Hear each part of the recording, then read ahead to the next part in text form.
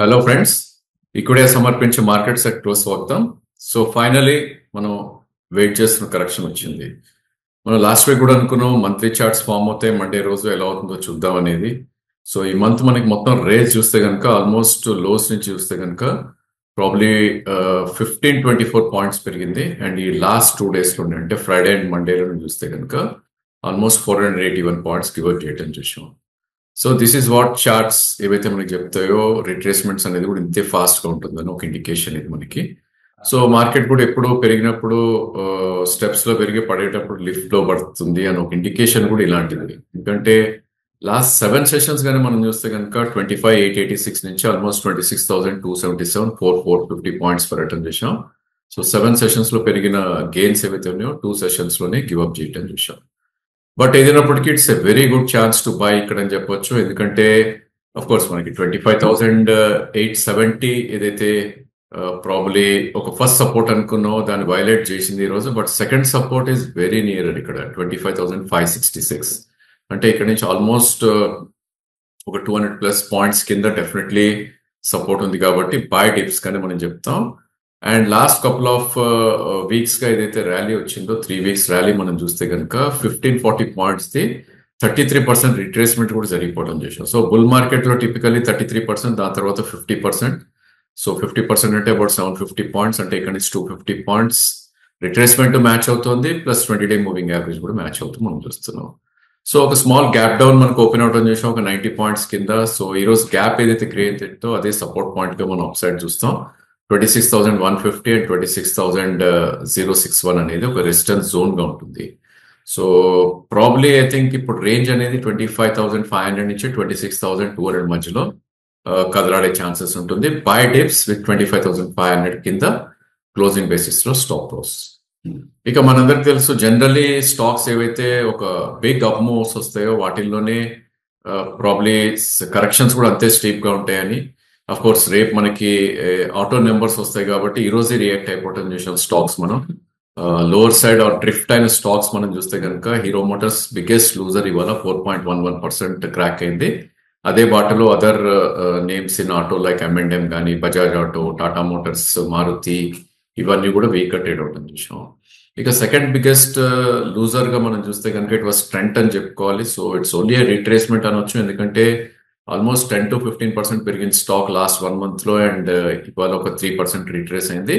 ఇక big daddy Reliance ఈరోజు almost Friday ఏదైతే గెయిన్ అయ్యో మొత్తం కూడా గివ్ అప్ చేయడం చూసాం, ఒక 3% క్రాక్ అయింది.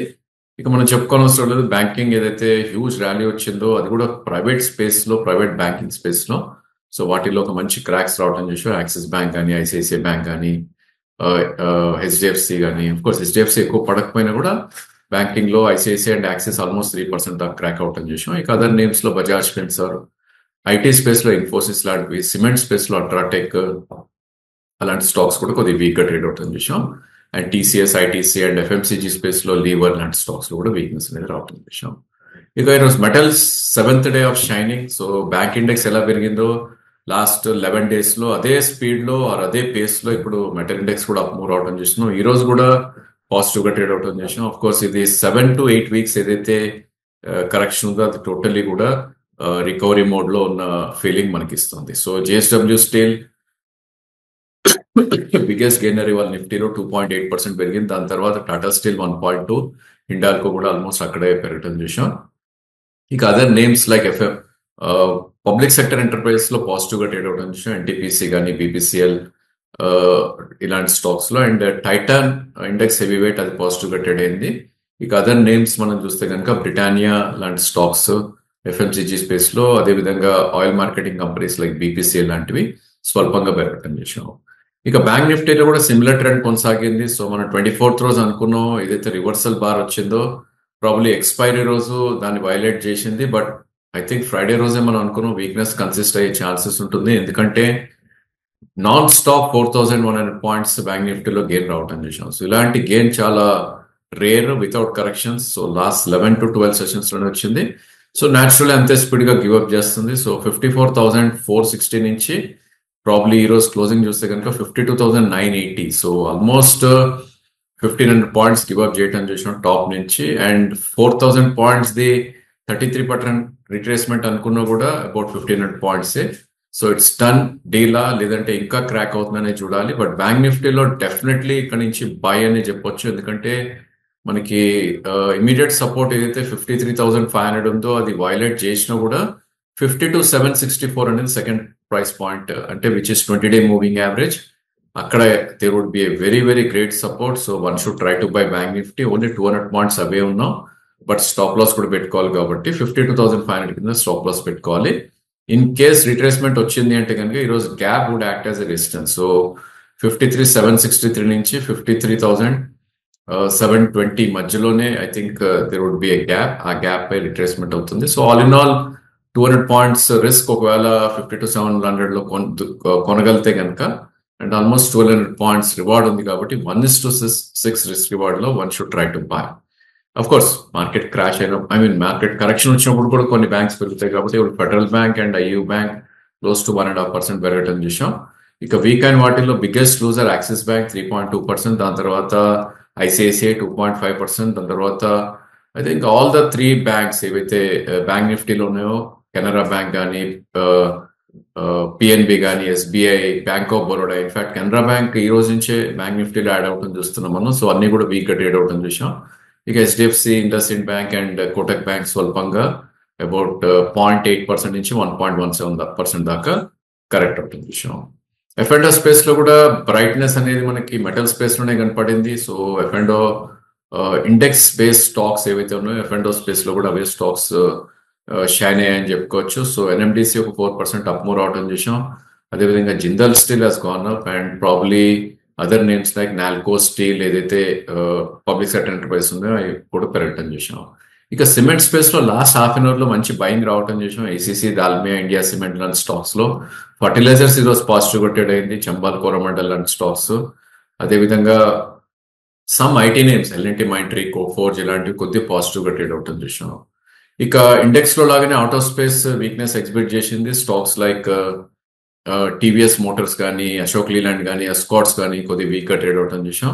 అండ్ ఫార్మా నేమ్స్ లో especially mid to large caps Aurobindo, torrent లాంటివి, బయోకాన్ లాంటివి ఇవన్నీ కూడా కొద్దిగా వీక్ గా ట్రేడ్ అవటం చూసాం. బ్యాంకింగ్ రియాలిటీలో ఇక్కడ స్వల్ప వీక్నెస్ రావటం చూసాం. కెనరా బ్యాంక్ కానీ, ఆర్బిఎల్ బ్యాంక్ కానీ, డిఎల్ఎఫ్, ఓబ్రా రియాలిటీ ఇలాంటివన్నీ, ఇన్ఫాక్ట్ హెచ్డిఎఫ్సి, ఏఎంసీ ఇలాంటి స్టాక్స్ వీక్ అయ్యాయి. అండ్ కొన్ని high beta names like BEL, IndiGo, ICICI, ఎఫ్ఎంసీజీలో డాబర్ ఇవన్నీ కూడా స్వల్ప నష్టాలతో ట్రేడ్ అవుతుంది చూసాం. ఇక క్యాష్ సెగ్మెంట్ లో స్టాక్ రొటేషన్ అనేది కొనసాగుతుంది. ఒక new set of stocks emerge అయ్యాయని చెప్పొచ్చు ఈరోజు. సో లాస్ట్ 2 days కరెక్షన్ తర్వాత సరిగా అగైన్ ఒక 10% పెరగటం చూసాం.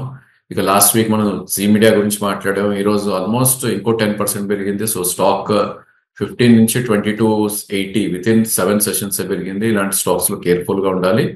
గర్వారే టెక్ ఈ రోజు ఒక 7% పెరిగి ఒక న్యూ హై అచీవ్ అవడం చూసాం. అదేవిధంగా సీక్వెంట్ సైంటిఫిక్ ఒక new high, intermediate high achieve అవడం చూసాం. అబౌట్ 6% పెరిగింది. బ్రోకింగ్ స్టాక్స్ లో ఈరోజు బయింగ్ రావడం చూసాం. JM financials and probably Religare లాంటి స్టాక్స్ లో ఒక మంచి బయింగ్ రావడం చూస్తున్నాం. ఇక high frequency trade or high beta names మనం చూస్తే కనుక బాంబే డైన్ కానీ, ట్రిడెంట్ కానీ, పేటిఎల్ కానీ, బిడిఎల్ కానీ ఇవన్నీ కూడా కొద్దిగా పాజిటివ్ గా ట్రేడ్ అవుతుంది చూసాం. అండ్ పవర్ సెక్టర్ చెప్పుకోవాలి ఈరోజు, ఎందుకంటే most of the power sector stocks ఈరోజు ఒక మంచి అప్ మూవ్ రావటం చూసాం. Right from bigger names like PTCL నుంచి, లేదంటే గ్రీన్ పవర్ కానీ, లేదంటే JP power, R power and Ratan power in small names అన్ని కూడా ఈరోజు అప్పర్ సర్క్యూట్ లో లాక్ అయ్యి 5% ఉన్నవి. అదర్వైజ్ 6 to 7% వేరే పెరగటం విషయం.